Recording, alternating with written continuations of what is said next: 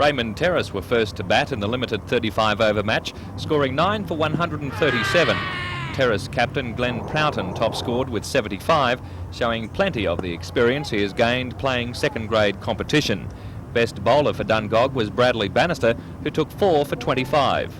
Chasing 138 to win, Dungog were bundled out for only 46. It's the second week in a row Terrace have bowled a side out for less than 50. Waratah were all out for 41 last week. Best bowler was top scorer Glenn Proughton, who took 3 for 10. Rodney Matum took 2 for 7 and Craig Newsom 2 for none. Today's win gives Raymond Terrace high the double. They have also won the Jim DeCourcy Shield for open school competition.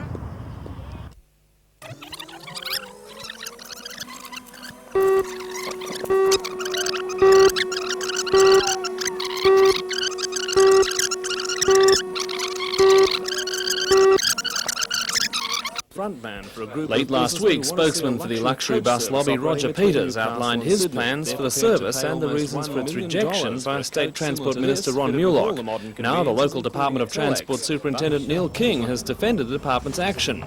Just back from a conference in Sydney where the coach issue was discussed, Mr King says there's no way the decision will be reversed. He says the application is just one of dozens received by the department and it's been handled exactly the same way. It's not radically different to any other applications we get, and we're getting them all the time. The point I must make, though, is that once we issue a licence to operate a bus service, it's not possible to place any restriction as to the type or status or standing of any person that may use it. We've had certainly quite a lot of applications. Will you eventually have to bow just simply to the weight of requests? Not necessarily.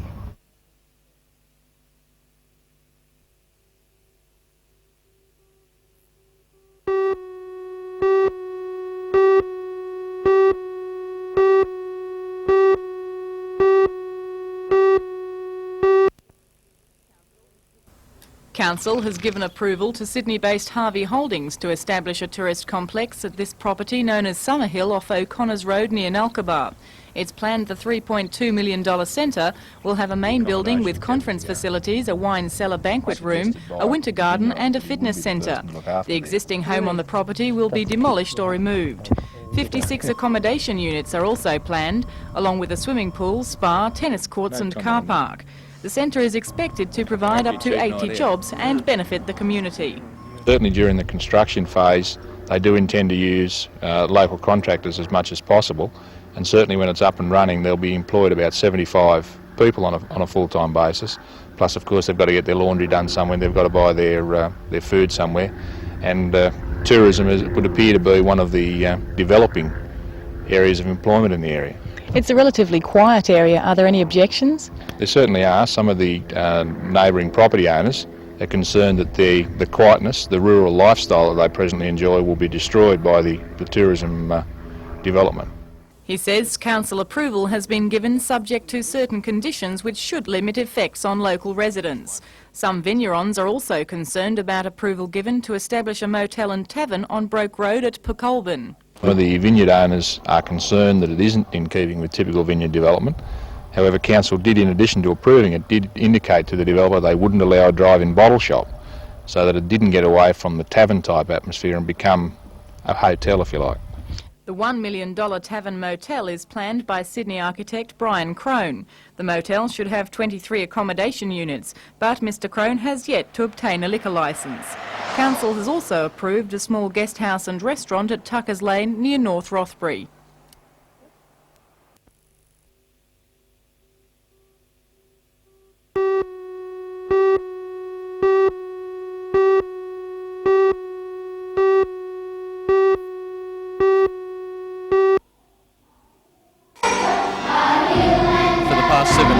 Children from schools in the Charlestown and Newcastle South area have looked forward to the festival. 4,500 young performers cross the stage in the 4 days and, while they're not performing, make up an enthusiastic audience. 34 schools in the East Lakes area take part in the festival, which organisers say is the biggest of its type in the state. The festival is strictly non-competitive, and organisers say they hope to foster an appreciation of things musical, as well as providing the young performers with 4 days of light-hearted schooling.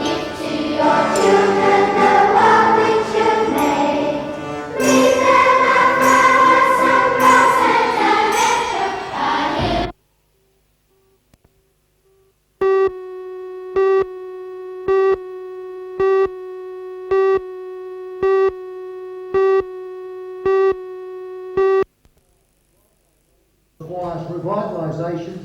More than 180 business, civic and political leaders, including Federal Resources Minister Peter Morris and State Treasurer Ken Booth, packed the Town Hall function room for the launch. The council says Newcastle, a new dawn, represents its new aggressive approach to marketing the city to potential business investors.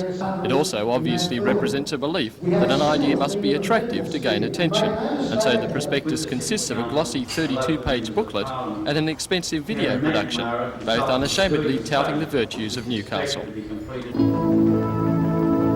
Today, Newcastle is the regional capital to 500,000 people in the famous Hunter Valley, only 2 hours north of Sydney. As one of the longest established settlements in Australia, Newcastle has developed an impressive range of services, a sound industrial base and a distinctively attractive lifestyle. Lord Mayor of Newcastle, John McNaughton, defends the expense, saying it's a case of spending money to Once make dominated money. by coal and steel, Newcastle today is a major service centre with easy access from Sydney by hundreds of thousands of dollars in the last year in the input that's gone into making up the package. All of the things that make up the Newcastle's business district has cost a lot of money, and we're just marketing it now, and this is a marketing tool. The Lord Mayor also denies that the prospectus duplicates any of the other publications already in print. We've never had a total package that this council has just embarked upon to really market the whole of Newcastle and see that we get really solid developments for the city. It's never happened before.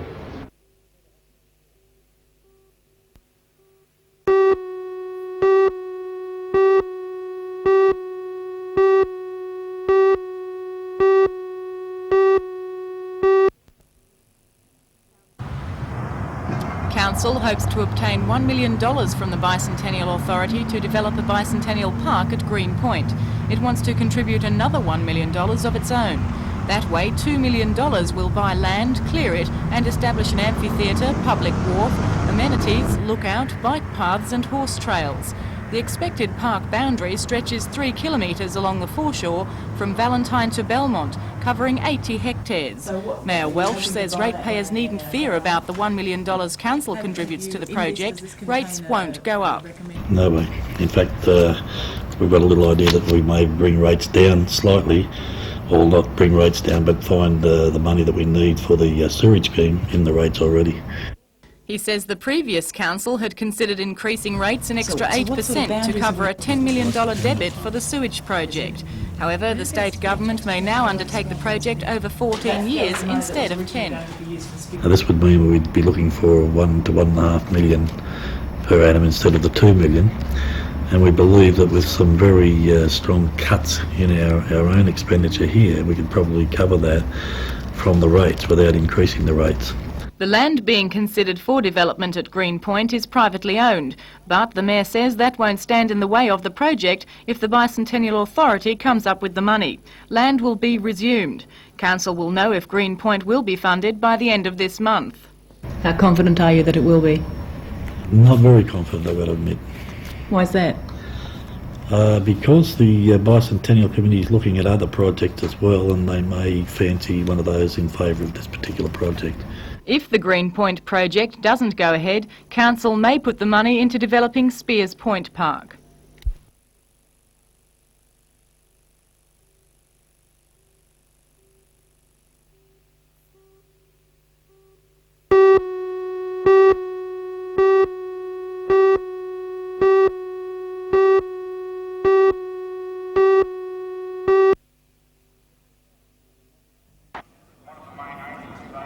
Several thousand plane lovers took up the Air Force's invitation to visit Williamtown RAF base for the Open Day, although numbers were significantly down on the last Open Day in August 1985. On that occasion, the first public display of the then newly arrived FA-18 Hornets attracted thousands of visitors and created horrific traffic snarls which the police and Air Force were ill-equipped to handle.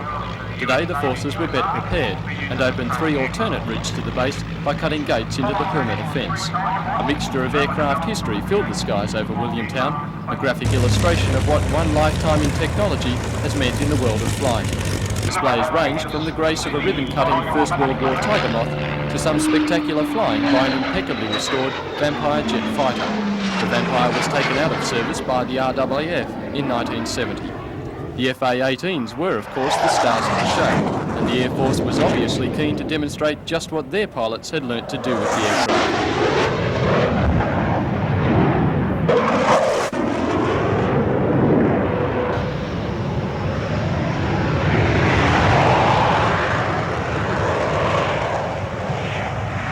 Then a telling demonstration of the virtues of two engines over one, as a Hornet proceeded to relegate a Mirage to the ranks of historic aircraft. While the latter was still trying to lift its nose, the FA-18 was rocketing in a vertical climb thousands of feet above, before neatly outmanoeuvring the older aircraft.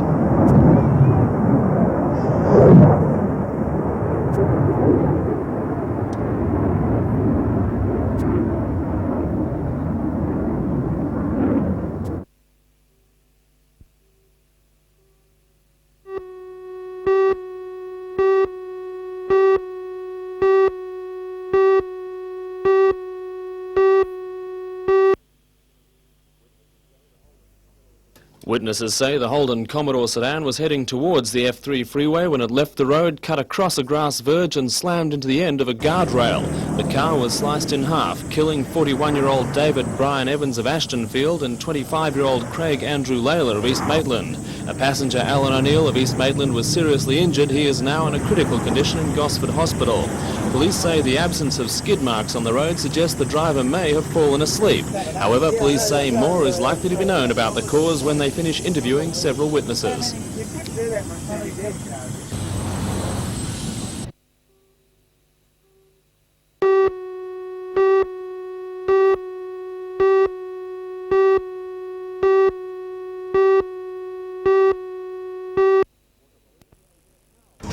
Water police say they're powerless to prevent a 31-year-old dairy farmer from attempting to cross the Pacific in a 2.3-metre homemade dinghy. Solo sailor Ashley Coulston is in Newcastle preparing for the final leg of his coastal voyage before heading east to New Zealand and beyond. We ask him why. For all the news, join us tonight at 6.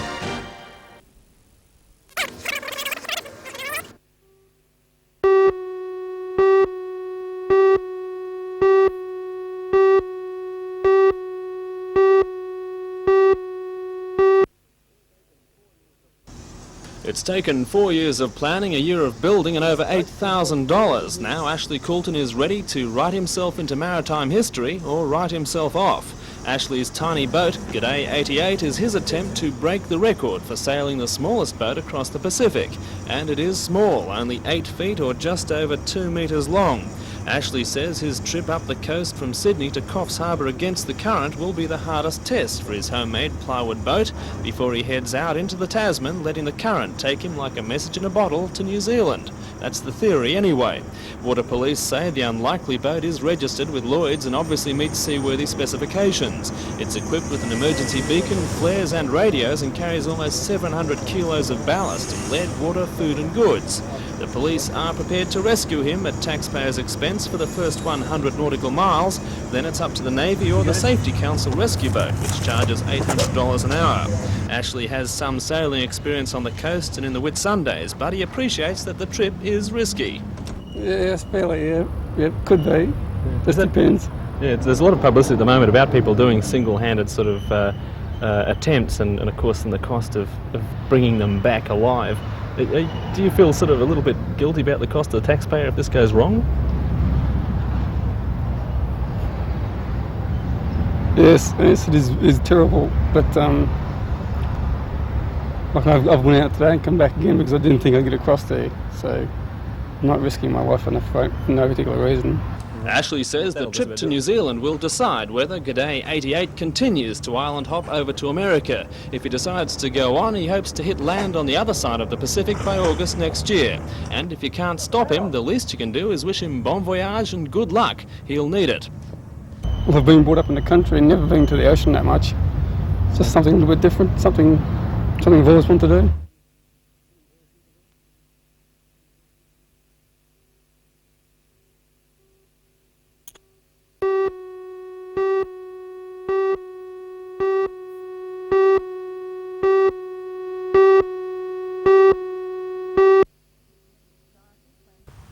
The Society plans to build as many as 9 19th century properties in Minmai to recreate the atmosphere of the old mining and industrial town that once boasted a population of 7,000. Today, just over 300 people live there. If the Minmai Historical and Walking Society receives the necessary $1 million for the project, visitors will be able to travel to Minmai by steam train. Right, the centrepiece of the whole organisation will be the reconstruction of part of the 1854 Hexham to Minmai Railway to complete the original rail line, and around that there'll be a number of other projects which will between them create an integrated tourist proposal. The Society wants at least 5 steam locomotives in operation, with some of the former Richmond Vale Railway workers running them. The Society also wants to build access to the Hexham wetlands, considered among the most important in the state. An answer to the proposal is expected within the next few weeks. The Society is considering running picnic race outings and field days in conjunction with the project. The Lake Macquarie Council is also seeking a $1 million bicentennial grant. It wants to develop Greenpoint Park at Valentine, but Mr Sinclair says the Minmai project is more worthy of the grant. I think it has a number of advantages. I think first of all it could in the long term provide a catalyst for tourism in the area. I think this is something that's been severely lacking in tourism in the Hunter Valley. Around this project I could see a great number of tourism projects eventually growing. I think it provides employment which no other major project that I've seen provides. At the stage of development we're at, we envisage somewhere in the range of 50 to 60 people being directly employed by this project, with of course employment available to service industries and franchise industries as well.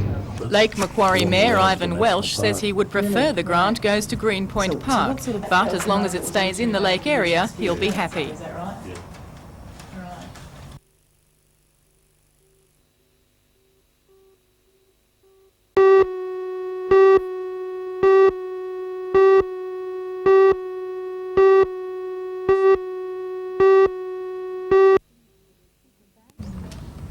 For family and friends of the dead fisherman, the grisly find brought an end to the 3-day ordeal.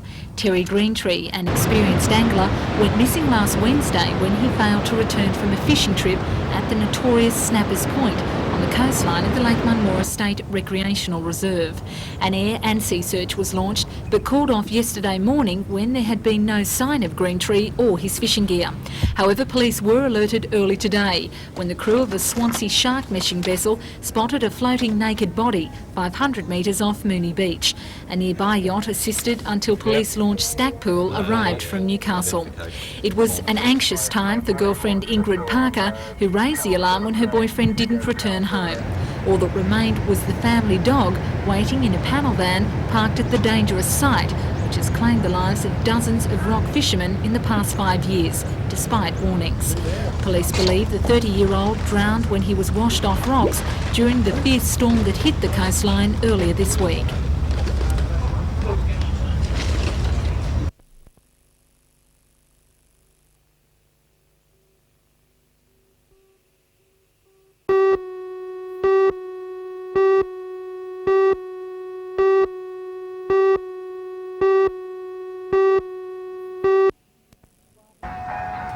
While the overcast conditions lingered, the surf improved as the crowds took their seaside positions for the opening event, the Pacific Dreams Peters Pro Junior. The record number of entries in the 32 round 1 heats include top seeds Nicky Wood, Richard Marsh and Luke Egan, will join the event in the 4th round on Monday. Young internationals like Tahiti's current world amateur junior champ Vita David and John Shamuka from Hawaii are keen to give the Aussies a show. Day 1 and already slight changes have had to be made. Because we had so many entries in the Pro Junior event, in fact a total of 136, it means we're running extra heats today. In fact we won't finish till after 6 o'clock, and we've put the first round of the City of Newcastle Longboard Classic off till tomorrow morning.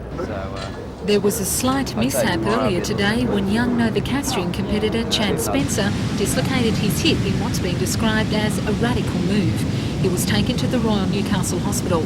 Organisers say they're well prepared for such events. Well, our biggest asset is having the services of Newcastle Surf Club.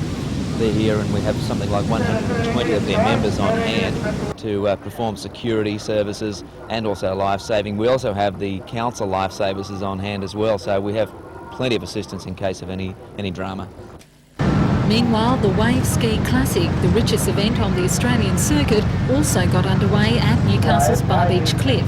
This year, world champion John Christensen is planning a comeback after he was forced to retire during last year's semi-finals. And women will be making their mark in the sport, with all eyes on current Australian ladies champion Natalie Furman. It seems the violent storm which devastated parts of the city earlier this week has helped bring the big swells for some big competition.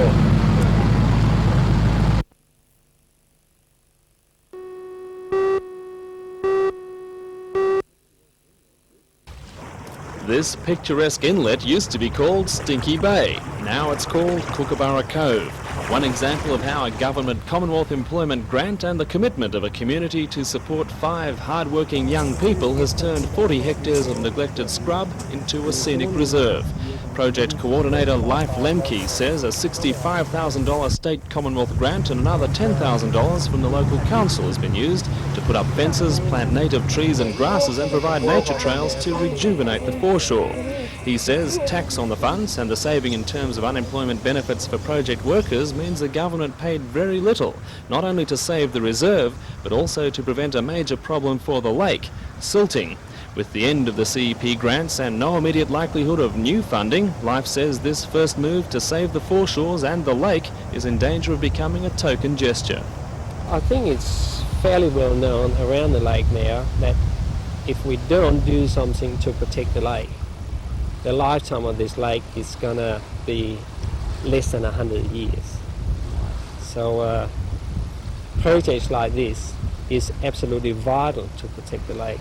If we don't protect the foreshore of this lake, we will not have a lake.